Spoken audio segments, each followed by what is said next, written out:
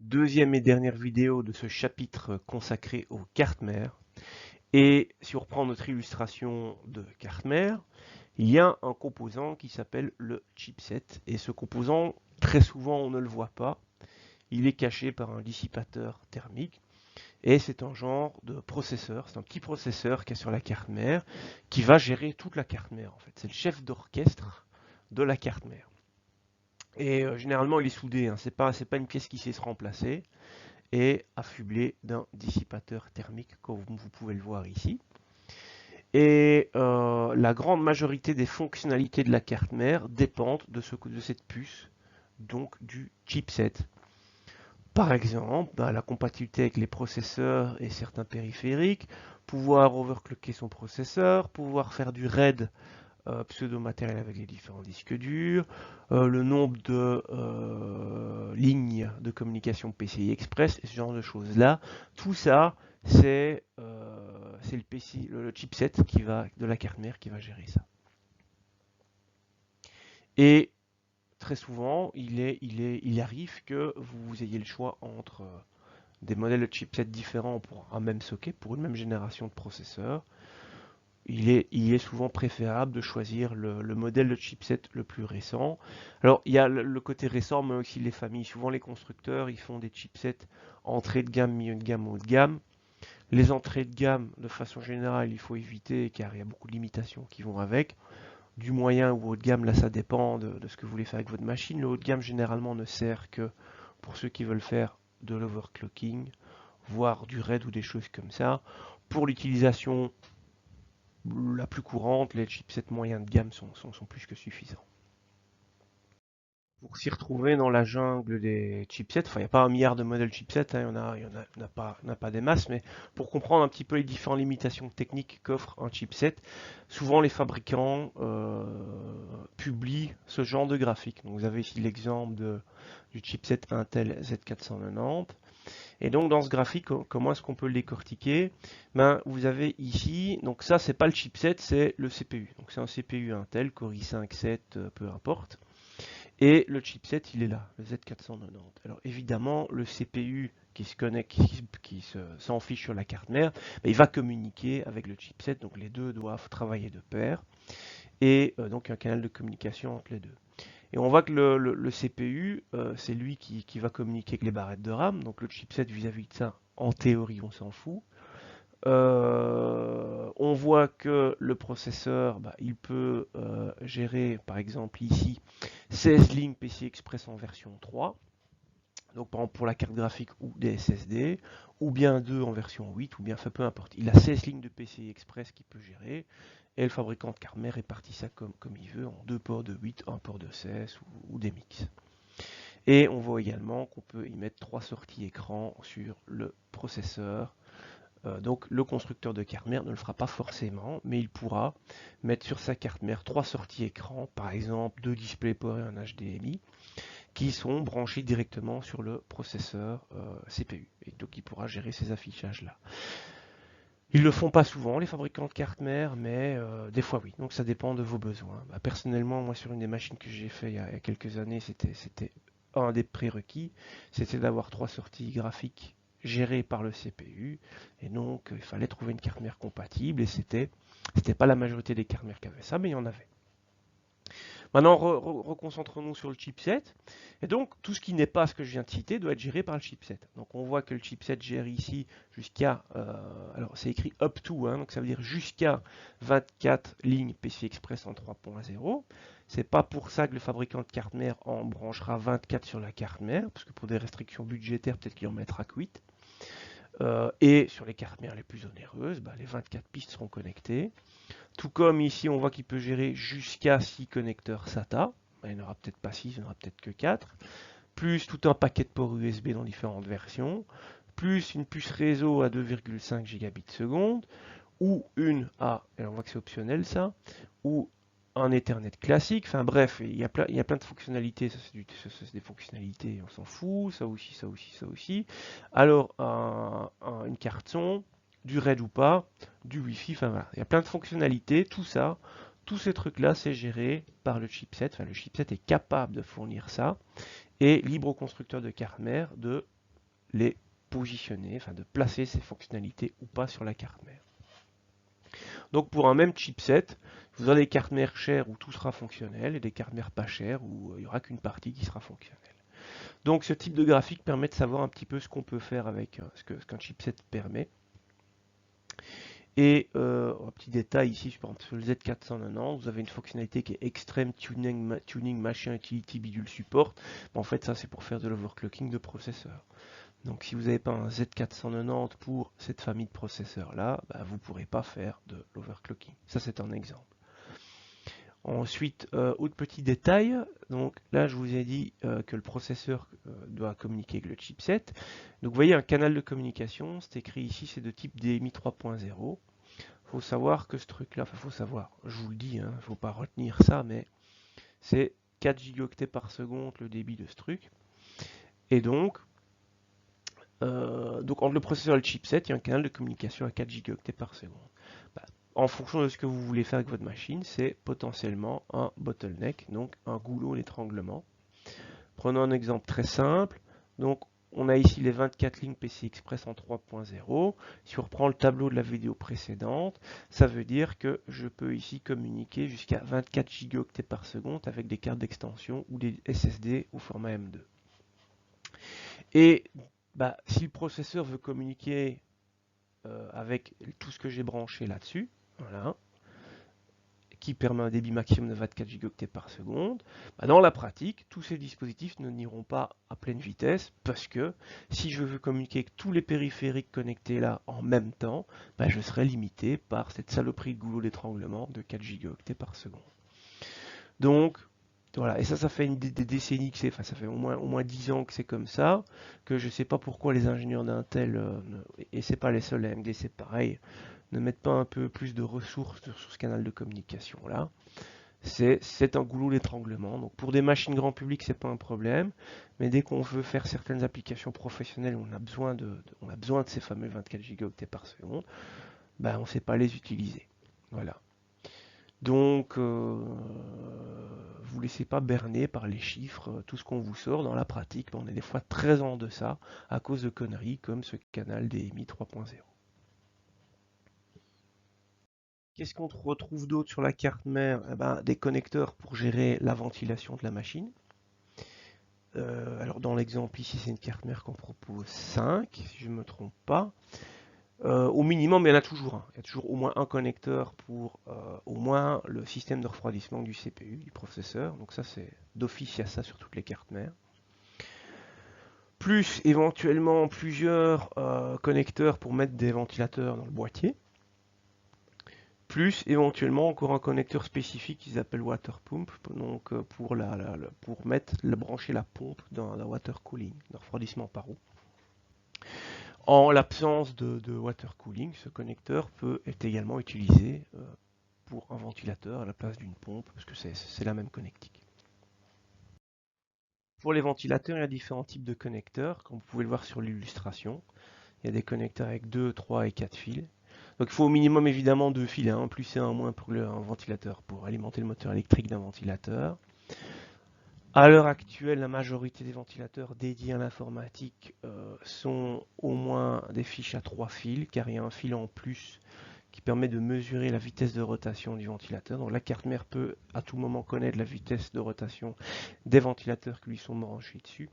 Ça permet de faire une régulation en vitesse de ces différents ventilateurs. Et en parlant de régulation, le quatrième fil, donc il y a des ventilateurs avec 4 fils, ou avec 3, et ceux avec 4 fils, en fait le quatrième fil il sert à la régulation électronique. Donc c'est un signal PWM, on en reparlera plus tard dans le chapitre dédié au boîtier et à la ventilation. C'est un petit chapitre qui arrivera bientôt.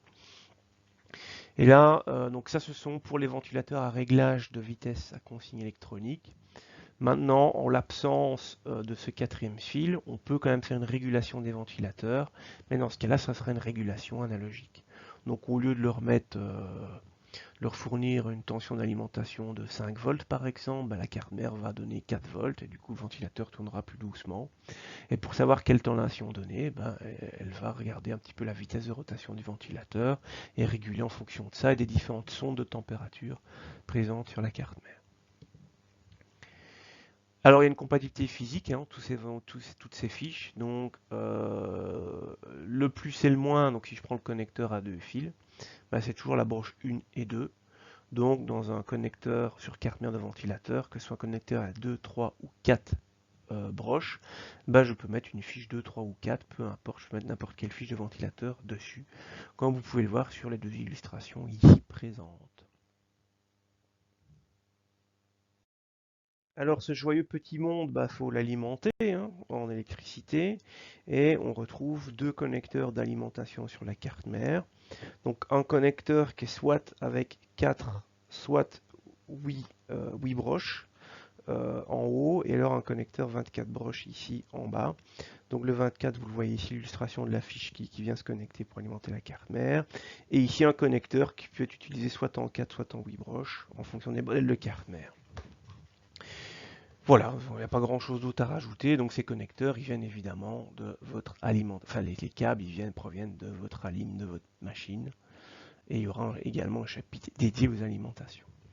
En parlant d'alimentation, il est important de parler des circuits d'alimentation internes de la carte mère, qui sont composés principalement de VRM, donc Voltage Regulation Module. Et ils sont ici identifiés en jaune là sur l'illustration. Et donc c'est ça qui va convertir, parce que par exemple le processeur il a besoin d'une tension du style 1 volt 3, je prends une autre couleur, 1 volt 3 par exemple pour fonctionner, sauf que on vient alimenter la carte mère avec du 12 volts principalement.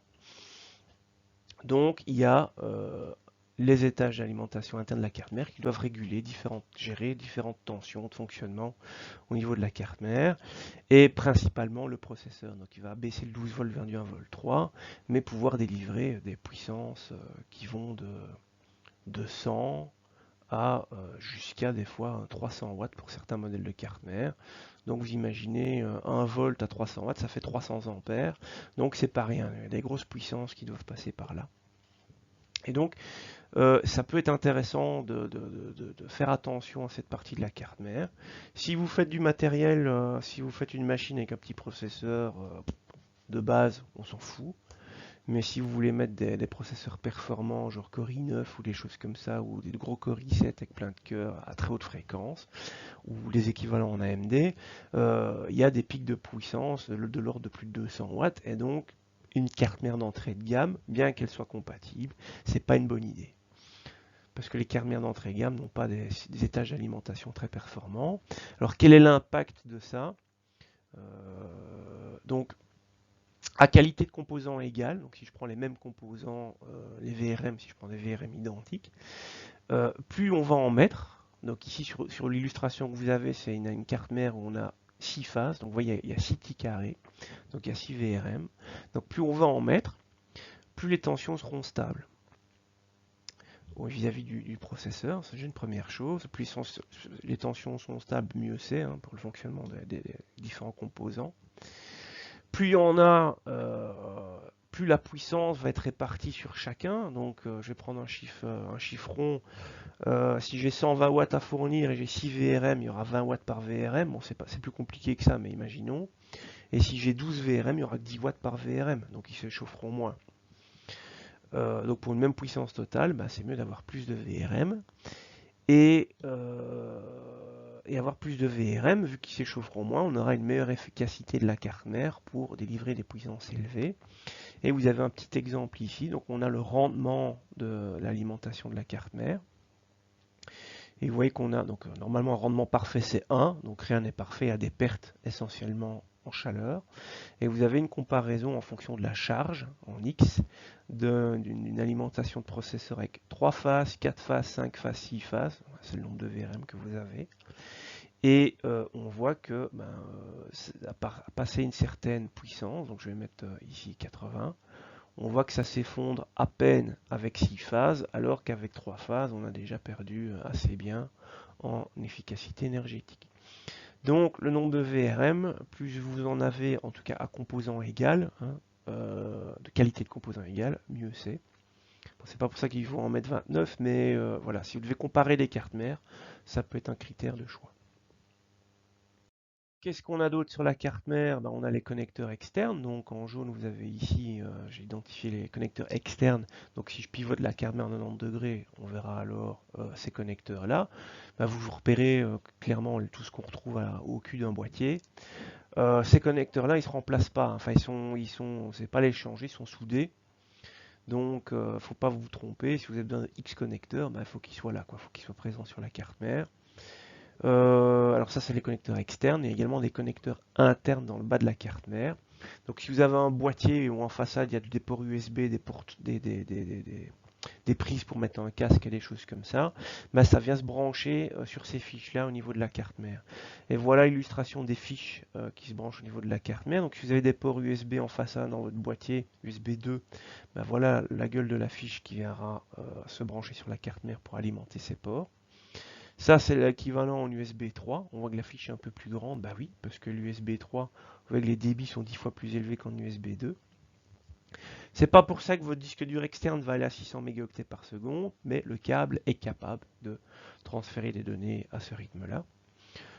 Du coup, quand vous branchez un disque dur USB, c'est un USB 3, vous plantez pas, mettez-le dans un port USB 3 plutôt qu'un USB 2, vous gagnez un petit peu. Et vous avez des fois aussi en façade un port casque et un port micro. Ben voilà la gueule du connecteur vis-à-vis de la carte mère. Il y a encore d'autres connecteurs, hein, par exemple une guirlande de Noël RGB ou ARGB.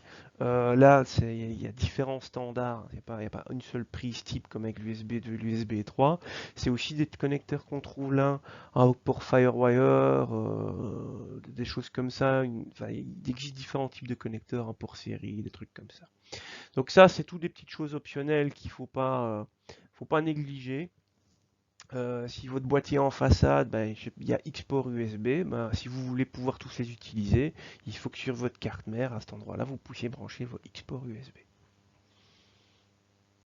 On a maintenant fait le tour de tout ce qu'on peut retrouver sur une carte mère.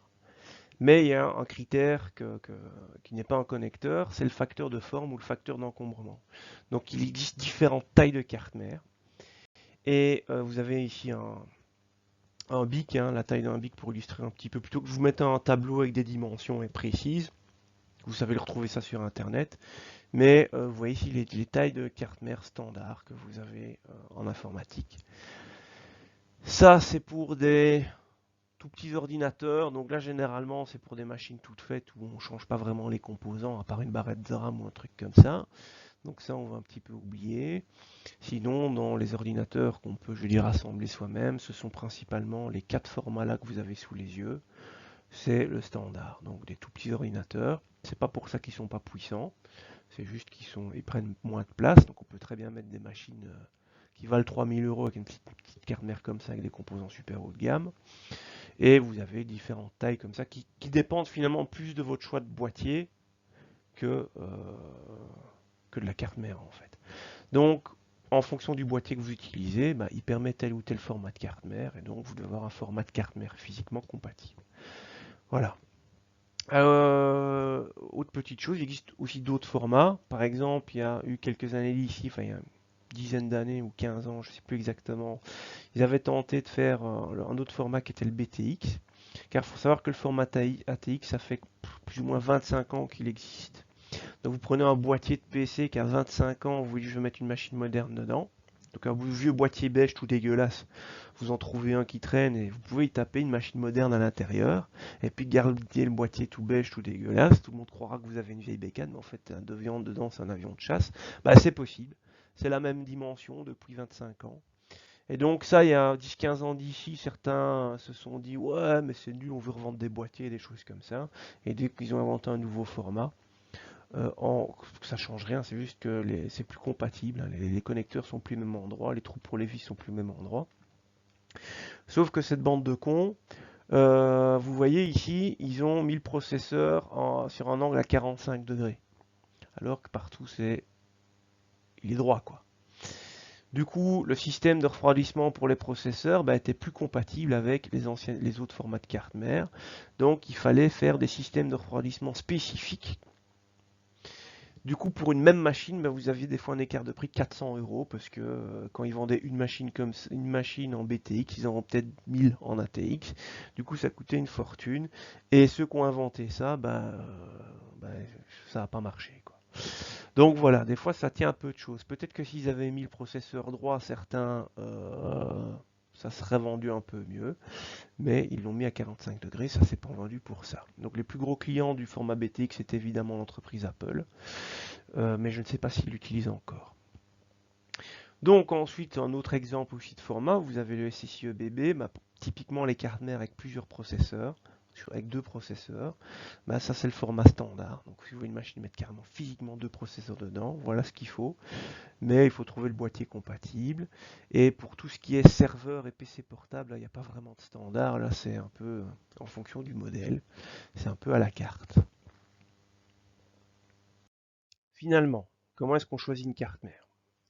Première étape, normalement on choisit son CPU avant, hein, on choisit son processeur avant, et du coup ça impose le socket. Donc il faut choisir une carte mère compatible, donc physiquement d'un point de vue socket, puis quand même aller voir dans la doc que c'est compatible avec votre CPU. Ensuite, vous avez sûrement choisi un boîtier, donc il faut que la carte mère rentre dedans. Donc le facteur d'encombrement de la carte mère doit être compatible avec le boîtier que vous voulez, ou si vous avez choisi la carte mère et puis le boîtier après, il faudra choisir le boîtier en fonction de ce facteur d'encombrement. Le chipset, en fonction de la génération de processeurs, allez-vous prendre un chipset d'entrée, milieu ou haut de gamme? Quel modèle de chipset? Voilà, ça c'est un choix aussi à faire. Donc ça ce sont les choix minimaux. Hein. Donc ça, si ces choix-là sont pas corrects, c'est déjà foutu. Donc si vous êtes gouré sur un de ces choix-là, vous ne savez pas assembler la machine et donc euh, c'est mort. Donc il ne faut pas se planter. Ensuite, en fonction de ce que vous allez brancher dessus, carte graphique, SSD, etc., il faut que vous ayez les connecteurs internes les bons et en suffisance. Pensez à l'avenir aussi. Vais-je rajouter plus tard un SSD M2 ou pas? Du coup, il faut un connecteur M2 de libre pour l'ajouter plus tard. Les connecteurs d'entrée-sortie, donc si vous voulez absolument brancher votre vieille souris PS2, pensez qu'il y a un connecteur PS2 sur votre carte mère. Si vous avez 4 USB 3 en façade, essayez d'avoir une carte mère où vous pouvez brancher votre 4 USB 3 en façade. Voilà, pensez à ça, c'est important. Ensuite, si vous voulez faire une configuration musclée avec un gros processeur, vérifiez que vous ayez suffisamment de VRM et qu'elle soit refroidie. Je vais reparler un petit peu plus tard de ça, du refroidissement des VRM. Et éventuellement les fonctionnalités additionnelles. Donc si vous voulez du son 5 points ou 7 points sur votre carte mère, est-ce qu'elle le gère, que le chipset audio le gère. Si vous voulez faire sapin de Noël avec votre PC, est-ce que vous avez les connecteurs RGB, et ainsi de suite. Donc voilà les différents critères de choix. Et il y a également la notion, on s'en doute, du prix. Pour les tarifs, la carte mère, ça va de moins de 50, enfin moins de 50, je veux dire, ça va de 50 euros une carte mère à plus de 1000 euros. Là, je déconne un petit peu, mais si, il y en a sur le marché. L'ordre de grandeur, la fourchette des cartes mères correctes, je parle pour du matériel grand public, ça démarre à 100 euros et ça va jusque, on va dire 300. Au-dessus, ça devient quand même fort cher, quoi. Donc, c'est l'écart de prix. Et qu'est-ce qu'on a? L'écart de prix, je vais vous prendre deux exemples. Donc là, ce sont deux cartes mères de même génération, du même fabricant, et c'est le même chipset et le même socket. Donc on est vraiment sur des choses très comparables.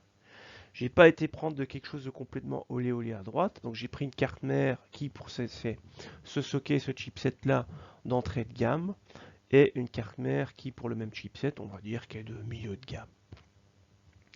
Et pour l'écart de prix de 55 euros, quelle est la différence? Alors on va commencer par les VRM. Donc regardez ici, vous avez 4 plus 2, on a 6 VRM.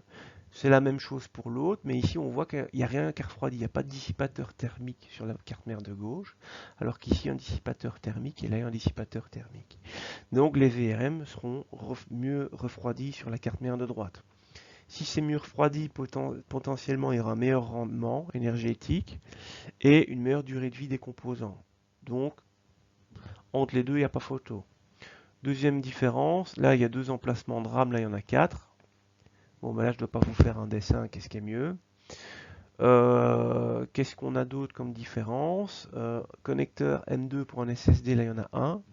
Sur celle-ci, il y en a un là, plus un ici, qui est caché en dessous d'un dissipateur thermique, ce qui signifie que votre M2 il sera en partie refroidi par cette zone ici. Là, il ne sera pas refroidi sur la carte mère de gauche. Le chipset se trouve ici en dessous, est également refroidi par un dissipateur de taille importante. Sur la carte mère de gauche, le dissipateur est plus petit. Il y a plus de connecteurs d'extension sur la carte mère de droite, donc vous en avez un là et deux ici. Sur celle-là, il n'y en a qu'un là et un là. En plus, le connecteur ici, je commence à faire un peu n'importe quoi, il est renforcé, il est plus solide. Bon, ça c'est un détail. Vous avez également plus de connecteurs d'entrée-sortie sur la carte mère de droite par rapport à celle de gauche. Bref, vous voyez que pour 55 €, et en plus elle fait sapin de Noël, il y a un éclairage. Donc pour 55 € d'écart, est-ce que ça vaut vraiment le coup de gagner, d'économiser 55 € pour la carte mère de gauche? Moi j'ai facile, je travaille, j'ai un bon salaire, mais 55 € pour moi, j'hésite pas, je prends celle de droite. Chacun son choix, mais je trouve qu'entre les deux, il n'y a pas photo. Donc des fois, par contre, aller mettre plus que 160 boules, aller chercher une version équivalente qui coûte 300 €, là je vois pas l'intérêt. Je vais pas m'étendre sur le sujet, mais des fois, on prend la carte mère premier prix, c'est pas forcément une bonne idée. Ah, Rovla Natsuni, tiens, ça faisait longtemps. Qu'est-ce qu'elle nous veut, celle-là? Si je change ma carte mère low cost, donc ma carte mère bon marché, pour une top qualité, j'aurai plus de performance. Donc la nana, elle a un PC, elle veut dégager sa carte mère parce qu'elle s'est dit ah j'avais pas suivi le cours, j'avais pas réalisé quelle importance ça a, je vais en mettre une meilleure et donc mon PC ira plus vite. Non, elle a rien capté. Donc en fait, je vais vous prouver au calque suivant. Regardons l'impact de la carte mère sur les performances. Alors, ce sont des vieux benchmarks, hein, mais c'est encore le cas à l'heure actuelle. Donc, à gauche, vous avez un test qui a été fait sur différentes cartes mères. C'est la même machine, mais on a changé la carte mère plusieurs fois. Et le chipset est le même. C'est juste des modèles de cartes mères différents, faits par des fabricants différents. Vous avez les mêmes scores. Ça change rien. Ce qui fait la vitesse de fonctionnement de votre PC, c'est les composants que vous avez dessus, pas la carte mère. Donc, des cartes mères différentes, de constructeurs différents pour un même chipset, ça change rien. Vous pouvez par contre avoir quelques petites différences si ce sont les mêmes machines avec des chipsets différents. Bon là c'est déjà des vieux chipsets, hein, mais bon bref. On voyait que vous avez allez, 2% d'écart. Ça c'était avant. À l'heure actuelle on parle plutôt d'1% d'écart. C'est l'ordre de grandeur que vous avez. Donc il ne faut pas changer une carte mère pour aller plus vite. Ou à moins que pour vous 1%, vous estimez que c'est waouh, c'est le Saint Graal. Ok, bon, bah alors faites-le. Si ça peut vous faire kiffer, enfin, si c'est votre truc, ok. Mais sinon, ça n'a pas de sens. Donc, la carte mère n'a pas d'impact sur les perfs. Pour une même machine, hein, j'entends bien. Voilà, donc la carte mère, son impact, c'est sur la qualité de fonctionnement et l'évolutivité, le nombre de composants que vous savez brancher dessus. Voilà, c'est ça. La carte mère, c'est vraiment utile pour ça, la compatibilité et l'évolutivité. Et pour une grosse configuration avec un gros processeur, etc., la stabilité. Dans ce cas-là, je fais l'allusion au VRM à leur refroidissement. Voilà, ceci clôture donc le chapitre sur les cartes mères.